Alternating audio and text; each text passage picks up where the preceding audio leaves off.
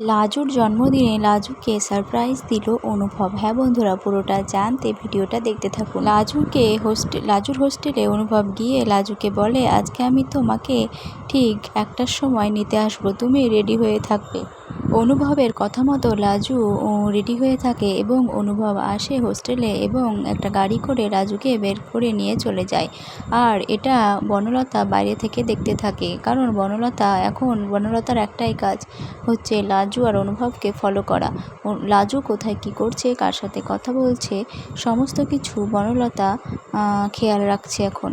এমনকি লাজু তার বন্ধু বিশ্বজয়ের সঙ্গেও কথা বললে সেই কথা বলা এবং একসঙ্গে থাকা ছবি বনলতা তুলে রাখে। নিশ্চয়ই এটা দিয়ে বনলতা লাজুকে ফাঁসানোর চেষ্টা করবে এবং লাজুকে অনুভবের চোখে ছোট করবে এবং সেই ঢাল করেই সে ওই বাড়িতে আবার ঢুকবে, এমনটাই ভাবা হচ্ছে।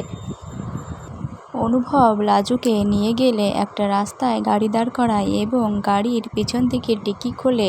অনেক বেলুন সাজানো থাকে আর সেখানে একটা কেকও সাজানো থাকে। সেটা খুলে লাজুকে হাঁটু গেড়ে বসে একটা গোলাপের তোড়া দিয়ে হ্যাপি বার্থডে লাজু বলে উইশ করে। আর লাজু এটা দেখে খুবই খুশি হয়। লাজু তো অবাক হয়ে যায়। লাজু মনে মনে ভাবতে থাকে, এই মানুষটা আমার জন্মদিন মনে রেখেছে, এইভাবে আমাকে কেউ কখনো জন্মদিনের শুভেচ্ছা জানায়নি। লাজু থ্যাংক ইউ বলে অনুভবকে। আর ওইদিকে বনলতা সমস্ত কিছু দেখতে পায়। বনলতা সমস্ত কিছু দেখে আর মনে মনে ভাবতে থাকে, আমার বিদায়ে সেলিব্রেশন করছিস তোরা, আমাকে বাড়ি থেকে তাড়িয়ে দিয়েছিস, তার জন্য সেলিব্রেশন করছিস শাকচুন্নি লাজু।